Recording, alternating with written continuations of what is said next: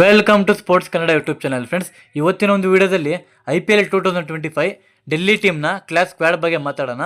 ಹಾಗಾದರೆ ಮೊದಲನೇದಾಗಿ ಇಲ್ಲಿ ಡೆಲ್ಲಿ ಟೀಮಲ್ಲಿ ಯಾವೊಂದು ಪ್ಲೇಯರ್ಸ್ ರಿಟರ್ನ್ ಆಗಿದ್ರು ಮತ್ತು ಯಾವೊಂದು ಪ್ಲೇಯರ್ಸ್ ಆ್ಯಕ್ಷನಲ್ಲಿ ಬೈ ಮಾಡಿದ್ರು, ಈ ಟೀಮಿನ ಕ್ಯಾಪ್ಟನ್ ಯಾರು ಆಗ್ಬೋದು ಅನ್ನೋದ್ರ ಬಗ್ಗೆ ಈ ವಿಡಿಯೋಲಿ ತಿಳಿಸ್ಕೊಡ್ತೀನಿ. ವಿಡಿಯೋ ಸ್ಕಿಪ್ ಮಾಡ್ದಂಗೆ ಪೂರ್ತಿ ನೋಡಿ. ಅದಕ್ಕಿಂತ ಮುಂಚೆ ಒಂದೇ ಒಂದು ರಿಕ್ವೆಸ್ಟು, ಈ ವಿಡಿಯೋ ನೋಡ್ತಿರೋ ಎಲ್ಲರೂ ಕೂಡ ನನ್ನೊಂದು ಚಾನಲ್ನ ಸಬ್ಸ್ಕ್ರೈಬ್ ಮಾಡಿ, ಲೈಕ್ ಮಾಡಿ, ಬೆಲ್ ಐಕನ್ ಕ್ಲಿಕ್ ಮಾಡಿ, ಆಲ್ ಅನ್ನೋದು ಸೆಲೆಕ್ಟ್ ಮಾಡ್ಕೊಳ್ಳಿ. ಈ ವಿಡಿಯೋ ಇಷ್ಟ ಆದರೆ ನಿಮ್ಮ ಫ್ರೆಂಡ್ಗೂ ಕೂಡ ಶೇರ್ ಮಾಡಿ. ಬನ್ನಿ ಫ್ರೆಂಡ್, ವಿಡಿಯೋ ಸ್ಟಾರ್ಟ್ ಮಾಡೋಣ. ಓಕೆ, ಇಲ್ಲಿ ಮೊದಲನೇದಾಗಿ ಡೆಲ್ಲಿ ಟೀಮಲ್ಲಿ ಯಾವೊಂದು ಪ್ಲೇಯರ್ಸ್ ರಿಟರ್ನ್ ಆಗಿದ್ರು ಅಂತ ನೋಡೋದಾದರೆ ನೀವು ಇಲ್ಲಿ ನೋಡ್ತಿರ್ಬೋದು. ಅಕ್ಷರ್ ಪಟೇಲ್ ಅವರು 16 ಕೋಟಿಗೆ ರಿಟರ್ನ್ ಆಗಿದ್ದಾರೆ.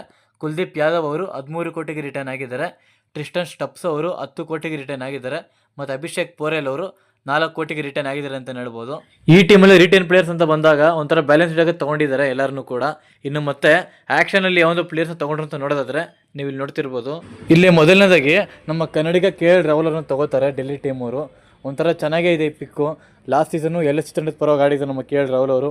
ಕ್ಯಾಪ್ಟನ್ ಕೂಡ ಆಗಿ ಚೆನ್ನಾಗಿ ಹ್ಯಾಂಡಲ್ ಮಾಡಿದ್ರು ಲಾಸ್ಟ್ ಸೀಸನ್ನು. ಆದರೆ ಈ ವರ್ಷ ಡೆಲ್ಲಿ ತಂಡದ ಕ್ಯಾಪ್ಟನ್ ಆಗಿ ಆಡ್ತಾರೆ ನಮ್ಮ ಕನ್ನಡಿಗ KL ರಾಹುಲ್ ಅವರು.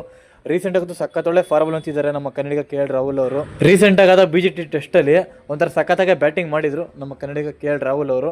ನನ್ನ ಪ್ರಕಾರ ಡೆಲ್ಲಿ ಕ್ಯಾಪಿಟಲ್ಸ್ ಒಂದು ಕ್ಯಾಪ್ಟನ್ಸಿಯಿಂದ ಟಾಪಲ್ಲಿ ಆಗೋದಂತೂ ಪಕ್ಕ ಅಂತ ಅನಿಸುತ್ತೆ. ಕಾದು ನೋಡ್ಬೇಕು ಏನಾಗುತ್ತೋ ಅಂತ. ಇನ್ನು ನೆಕ್ಸ್ಟ್ ಪ್ಲೇಯರ್ ಅಂತ ಬಂದಾಗ ಅದು ಹ್ಯಾರಿ ಬ್ರೂಕ್ ಅವರು.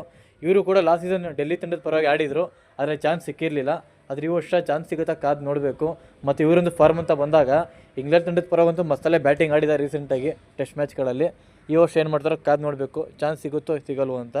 ಇನ್ನು ನೆಕ್ಸ್ಟ್ ಪ್ಲೇಯರ್ ಅಂತ ಬಂದಾಗ ಅದು ಸಮೀರ್ ರಿಜ್ವಿ ಅವರು. ಇವರು ಕೂಡ ಲಾಸ್ಟ್ ಸೀಸನ್ನು CSK ತಂಡದ ಪರವಾಗಿ ಆಡಿದರು.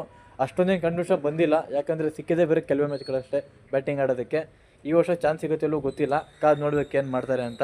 ಇನ್ನು ನೆಕ್ಸ್ಟ್ ಪ್ಲೇಯರ್ ಅಂತ ಬಂದಾಗ ಅದು ನಮ್ಮ ಇನ್ನೊಬ್ಬ ಕನ್ನಡಿಗ ಕರುಣ್ ನಾಯರ್ ಅವರು. ಇವರು ಕೂಡ ಒಂಥರ ಬೆಂಕಿ ಬ್ಯಾಟ್ಸ್ಮನ್ನೇ. ಆದರೆ ರೀಸೆಂಟಾಗಿ ಆಗಿರೋ ಕೆಲವು IPL ಸೀಸನ್ಗಳಲ್ಲಿ ಅನ್ಸೋಲ್ಡ್ ಆಗಿದ್ರು ಇವರು. ಈಗ ಮತ್ತೆ ಚಾನ್ಸ್ ಸಿಕ್ಕಿದೆ ಡೆಲ್ಲಿ ತಂಡದ ಮುಖಾಂತರ. ರೀಸೆಂಟಾಗಿ ಆಡಿರೋ ಮ್ಯಾಚ್ಗಳೆಲ್ಲ ಮಸ್ತಲ್ಲೇ ಬ್ಯಾಟಿಂಗ್ ಮಾಡಿದ್ದಾರೆ ಕರುಣ್ ನಾಯರ್ ಅವರು.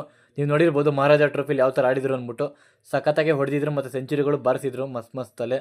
ಈ ವರ್ಷ ಡೆಲ್ಲಿ ತಂಡಕ್ಕೆ ಸೇರ್ಕೊಂಡಿದ್ದಾರೆ, ಕಾದು ನೋಡ್ಬೇಕು ಏನು ಮಾಡ್ತಾರೆ ಅಂತ. ಇನ್ನು ನೆಕ್ಸ್ಟ್ ಪ್ಲೇಯರ್ ಅಂತ ಬಂದಾಗ ಅದು ಅಶುತೋಷ್ ಶರ್ಮಾ ಅವರು.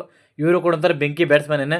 ಲಾಸ್ಟ್ IPL ಸೀಸನಲ್ಲಂತೂ ಒಂಥರ ಬೆಂಕಿಗೆ ಬ್ಯಾಟಿಂಗ್ ಮಾಡಿದ್ರು ಪಂಜಾಬ್ ತಂಡದ ಪರ. ಆದರೆ ಈ ವರ್ಷ ಡೆಲ್ಲಿ ತಂಡದ ಪರ ಆಡ್ತಿದ್ದಾರೆ, ಕಾದು ನೋಡ್ಬೇಕು ಏನು ಮಾಡ್ತಾರೆ ಅಂತ. ಇನ್ನು ನೆಕ್ಸ್ಟ್ ಪ್ಲೇಯರ್ ಅಂತ ಬಂದಾಗ ಅದು Australian fast bowler Mitchell Starc ಅವರು. ಲಾಸ್ಟ್ ಸೀಸನ್ನು KKR ತಂಡದ ಪರವಾಗಿ ಆಡಿದ್ರು 25 ಕೋಟಿಗೆ. ಆದರೆ ಈ ಸೀಸನ್ನು ಡೆಲ್ಲಿ ತಂಡದ ಪರವಾಗಿ ಆಡ್ತಿದ್ದಾರೆ 12 ಕೋಟಿಗೆ. ಲಾಸ್ಟ್ ಸೀಸನ್ ಒಂಥರ ಮಸ್ತಲ್ಲೇ ಬಾಲಿಂಗ್ ಮಾಡಿದ್ರು ಮಿಚೆಲ್ ಸ್ಟಾರ್ಕ್ ಅವರು. ಆದರೆ 25 ಕೋಟಿ ವರ್ತಿಲ್ಲ ಅನ್ನೋ ಒಂದು ಕಾರಣಕ್ಕೆ ರಿಲೀಸ್ ಮಾಡಿದ್ರು. ಆದರೆ ಅದನ್ನ ಇವಾಗ DC ಅವರು ಅದನ್ನು ತಗೊಂಡಿದ್ದಾರೆ. ಇನ್ನು ಇವರೊಂದು ಫಾರ್ಮ್ ಅಂತ ಬಂದಾಗ ಒಂಥರ ಮಸ್ತಲ್ಲೇ ಬಾಲಿಂಗ್ ಮಾಡಿದ್ದಾರೆ BGT ಟೆಸ್ಟಲ್ಲಿ. ನೀವು ನೋಡಿರ್ಬೋದು ಯಾವ ಥರ ಬಾಲಿಂಗ್ ಮಾಡಿ ನಮ್ಮ ಇಂಡಿಯಾದವ್ರು ಒಂಥರ ಸ್ಟಾಪ್ ಮಾಡಿದ್ರು ಅಂತ. ಈ ಸೀಸನ್ನು ನನ್ನ ಪ್ರಕಾರ ಪಕ್ಕ ಒಂದು ಒಳ್ಳೆ ಬಾಲರ್ ಆಗ್ಬೋದು ಇವರು, ಕಾದು ನೋಡ್ಬೇಕು ಏನು ಮಾಡ್ತಾರೆ ಅಂತ. ಇನ್ನು ನೆಕ್ಸ್ಟ್ ಪ್ಲೇಯರ್ ಅಂತ ಬಂದಾಗ ಅದು T ನಟರಾಜನ್ ಅವರು. ಒಂಥರ ಆರ್ಕರ್ ಸ್ಪೆಷಲಿಸ್ಟ್ ಇವರು. ಲಾಸ್ಟ್ ಸೀಸನ್ನು SRH ತಂಡದ ಪರವಾಗಿ ಆಡಿದ್ರು. ಈ ಸೀಸನ್ನು ಡೆಲ್ಲಿ ತಂಡದ ಪರವಾಗಿ ಆಡ್ತಿದ್ದಾರೆ. ಲಾಸ್ಟ್ ಸೀಸನ್ ಇವರೊಂದು ಫಾರ್ಮ್ ಅಂತ ಬಂದಾಗ ಒಂಥರ ಮಸ್ತಲ್ಲೇ ಬಾಲಿಂಗ್ ಮಾಡಿದ್ದಾರೆ SRH ತಂಡದ ಪರವಾಗಿ. ಈ ಸೀಸನ್ ಕೂಡ ಒಂಥರ ಮಸ್ತಲ್ಲೇ ಬಾಲಿಂಗ್ ಮಾಡ್ತಾರೆ ಅಂತ ಅನ್ಕೊಂಡಿದ್ದೀನಿ, ಕಾದು ನೋಡ್ಬೇಕು ಏನು ಮಾಡ್ತಾರೆ ಅಂತ. ಇನ್ನು ನೆಕ್ಸ್ಟ್ ಪ್ಲೇಯರ್ ಅಂತ ಬಂದಾಗ ಅದು ಮೋಹಿತ್ ಶರ್ಮಾ ಅವರು. ಇವರು ಕೂಡ ಒಂದು ಒಳ್ಳೆ ಬಾಲರೇನೆ. ಲಾಸ್ಟ್ ಸೀಸನ್ನು GT ತಂಡದ ಪರವಾಗಿ ಆಡಿದ್ರು, ಒಂಥರ ಚೆನ್ನಾಗೆ ಬಾಲಿಂಗ್ ಮಾಡಿದ್ರು ಲಾಸ್ಟ್ ಸೀಸನ್ನು. ಈ ಸೀಸನ್ ಡೆಲ್ಲಿ ತಂಡದ ಪರವಾಗಿ ಆಡ್ತಿದ್ದಾರೆ, ಕಾದು ನೋಡ್ಬೇಕು ಏನು ಮಾಡ್ತಾರೆ ಅಂತ. ಇನ್ನು ನೆಕ್ಸ್ಟ್ ಪ್ಲೇಯರ್ ಅಂತ ಬಂದಾಗ ಅದು ಜಾಕ್ ಫ್ರಿಜರ್ಮುರ್ಕ್ ಅವರು. ಬಿಗ್ ಹಿಟ್ಟರು, ಒಂಥರ ಚೆನ್ನಾಗೆ ಬ್ಯಾಟಿಂಗ್ ಮಾಡಿದ್ರು ಲಾಸ್ಟ್ ಸೀಸನ್ನು. ಅದಕ್ಕೆ ಡೆಲ್ಲಿ ತಂಡ ಅವ್ರನ್ನ ATM ಕಾರ್ಡ್ ಮುಖಾಂತರ ತಗೊಂಡಿದೆ 9 ಕೋಟಿಗೆ. ಈ ಸೀಸನ್ ಕೂಡ ಚೆನ್ನಾಗಿ ಆಡ್ಬೋದು ಅಂತ ಅನ್ಕೊಂಡಿದ್ದೀನಿ, ಕಾದು ನೋಡಬೇಕು. ಇನ್ನು ನೆಕ್ಸ್ಟ್ ಪ್ಲೇಯರ್ ಅಂತ ಬಂದಾಗ ಅದು ಮುಖೇಶ್ ಕುಮಾರ್ ಅವರು. ಇವರೆಲ್ಲ ನಿಮ್ಗೆ ಗೊತ್ತೇ ಇರುತ್ತೆ, ಲಾಸ್ಟ್ ಸೀಸನ್ ಕೂಡ ಡೆಲ್ಲಿ ತಂಡ ಪರವಾಗಿ ಆಡಿದ್ರು. ಒಂಥರ ಮಸ್ತಲ್ಲೇ ಬಾಲಿಂಗ್ ಮಾಡಿದ್ದಾರೆ. ಈ ಸೀಸನ್ ಏನು ಮಾಡ್ತಾರೆ ಕಾದು ನೋಡಬೇಕು.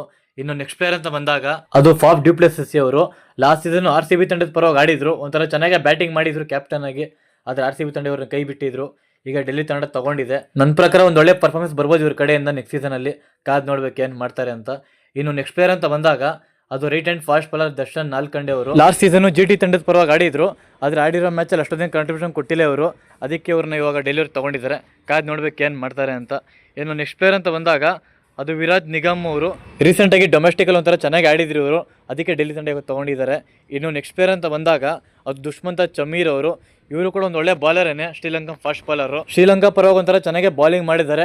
ಆದರೆ IPL ಅಂತ ಬಂದಾಗ ಸ್ವಲ್ಪ ಕಷ್ಟ ಆಗುತ್ತೆ ಇವರಿಗೆ, ಕಾದು ನೋಡ್ಬೇಕು ಇವ್ರನ್ನ ಆಡಿಸ್ತಾರ ಅಥವಾ ಕೂರಿಸ್ತಾರ ಅಂತ. ಇನ್ನು ನೆಕ್ಸ್ಟ್ ಪ್ಲೇಯರ್ ಅಂತ ಬಂದಾಗ ಅದು ಡೆವಿನನ್ ಫೆರೇರಿ ಅವರು. South African batsman. ಒಂಥರ ಸೌತ್ ಆಫ್ರಿಕಾ ಪರ ಚೆನ್ನಾಗಿ ಬ್ಯಾಟಿಂಗ್ ಮಾಡಿದ್ದಾರೆ. ಆದರೆ IPL ಅಂತ ಬಂದಾಗ ನನ್ನ ಪ್ರಕಾರ ಇವರೊಂದು ಕಾಂಟ್ರಿಬ್ಯೂಷನ್ ಕೊಡಲ್ಲ ಅಂತ ಕಾಣುತ್ತೆ, ಕಾದು ನೋಡ್ಬೇಕು ಏನು ಮಾಡ್ತಾರೆ ಅಂತ.